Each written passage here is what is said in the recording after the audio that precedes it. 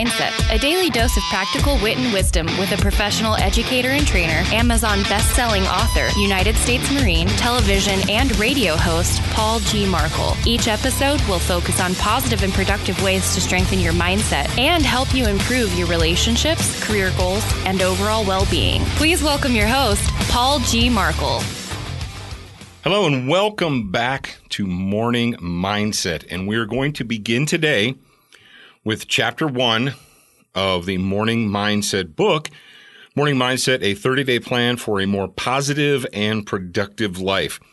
So beginning today, for the next 30 episodes of this show, we're going to be doing a dedicated book study.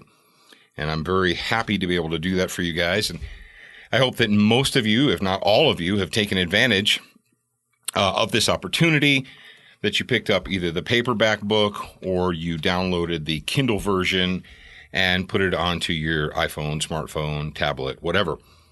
And the cool thing about, of course, that is you can hit play on your podcast and then you can open another tab and read along. How cool is that? That's cool, man. We're taking advantage of modern technology here on Morning Mindset. Okay. Now, there may be some repetition. If you've been here since episode number 1, and this is actually episode number 143 already. Holy cow, can that possibly be right? Have I come up with 143 things to talk about? I guess I have. Jeez. All right, so if there is some repetition, you're going to have to forgive me, but it is important. We need to crawl, then walk, then run. So chapter number 1 in the Morning Mindset book is simply this. It's discussing the importance of mindset. And if you hear pages ruffling, it's because I actually have a dead tree version of the book in my hot little hands. Yes, I do. I have an actual version of the Morning Mindset book in my hands right now. All right, first of all, if you skip the introduction to this book, go back and read it and do what I said. Now, before we consider specific tips or techniques of how to become a more positive or productive person, we need to understand the value and the importance of mindset. Mindset is what guides you. It's actually what guides your good decisions, your positive decisions, but mindset also guides your negative or self-destructive decisions. You know, people say they throw the term mindset around a lot. Since I started doing this show, I've discovered or realized that there's a lot of other material out there. There's podcasts and there's books and all that use the term mindset. But what actually does that mean? Now, a lot of folks, when they say that mindset, or they consider that your mindset alone is a positive thing, right? Well, it's not always. A person who is abusing narcotics, abusing drugs, a person who is abusing alcohol, a person who has bad or negative or self-destructive habits, the reason that they're engaging in those self-destructive activities or habits is because they have a poor mindset. Their mindset is driving them to abuse narcotics or abuse alcohol or whatever it is. So the term mindset itself is kind of neutral. It doesn't necessarily mean positive, but we want to have a positive and productive mindset. How do you think? How do you react? How do you behave? You see, after you've gotten out of kindergarten and elementary school and you're through junior high and high school, once you're out on your own and you no longer have teachers or coaches or instructors or even your parents standing over you telling you what you should and shouldn't do, it's up to you to make the right choices. It's up to you to do what you know needs to be done. Now, we fall back on this one a lot, but it's very common, and that is physical fitness or physical health or well-being or what have you. The weight loss physical fitness industry in the United States of America is not $1 million industry. It's $1 billion industry. Why is that? Because Americans get to the point where they realize that they should be doing something else. They realize that they should be exercising more. They realize that they are indeed genuinely overweight. And they want to change that. They want to change their image. They want to change their, their health, what have you, aesthetics. They want to look better. They want to feel better, what have you. And you say, why do you have to pay someone to do that?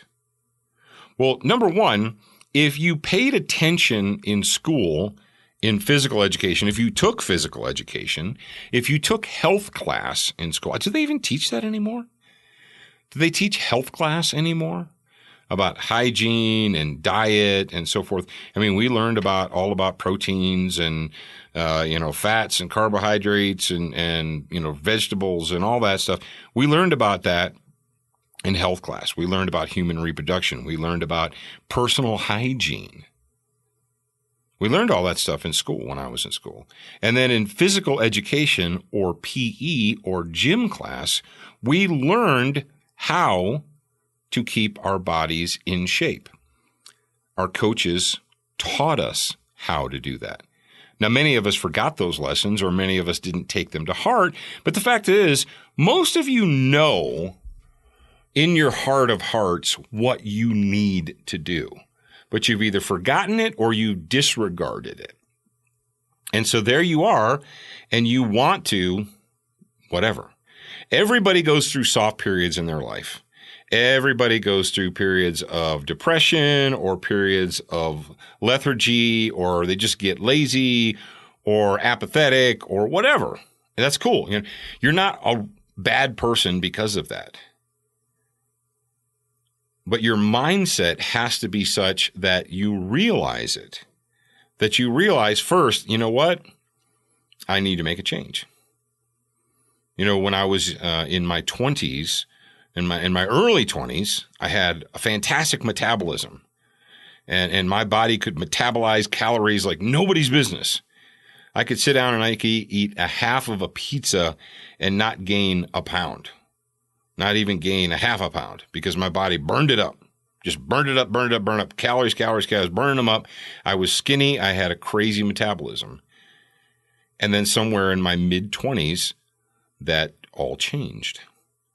But in my mind, I had already established the mindset or the habit of, when you're 18, 19, 20, especially when you're younger, you eat whatever you want, whenever you want to do it. And you don't have to worry about it. So my body had gone through a physical change, but my mindset was the same. And it wasn't until I saw pictures of myself and realized, damn, dude, you let yourself go. That I decided to make a real dedicated change. Now, right now, currently, you guys should know, or I've talked about it, I'm engaged in strength training, in barbell training, lifting weights and so forth. And I really haven't shed all that much overall weight, but I have increased my overall muscle mass dramatically, because my mindset was such that I decided I was going to do it. How often do people, we laugh about the fitness center, the gym, the Globo Gym, whatever, on January 2nd is wall-to-wall people. They're all in there with their New Year's resolutions. This year, I'm going to. This year, I'm going to lose weight. I'm going to get stronger. I'm going to get healthier. I'm going to participate in a marathon. I'm going to do a triathlon. I'm going to do whatever.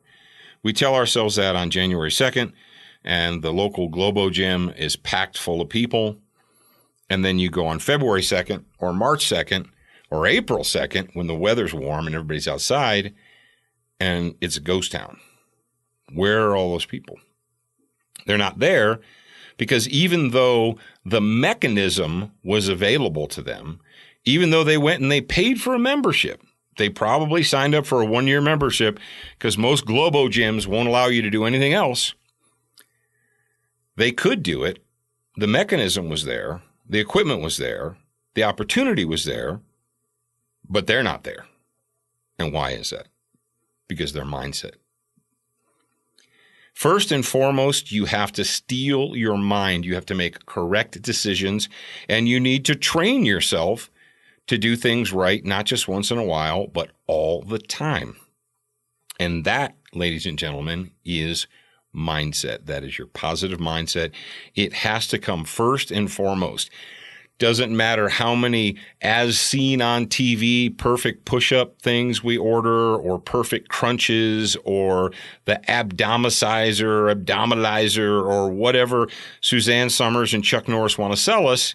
We can buy all kinds of stuff, but if our mindset is not right, then it's pointless. It's worthless. So step number one in leading a more positive and productive life is to accept and understand that your mindset is the most important thing. It is the most important thing you can do to get your mind right, to start doing positive and productive things.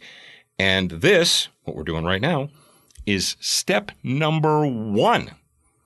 All right. That's it for today.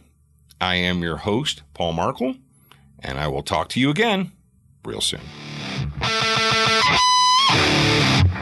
Thank you for spending time with us today. To get show notes, submit a topic request, and for more from your host, Paul G. Markle, visit morningmindsetpodcast.com. That's morningmindsetpodcast.com. Please leave a review for this podcast on your favorite podcast player. We appreciate your time and effort, and we look forward to reading your honest feedback.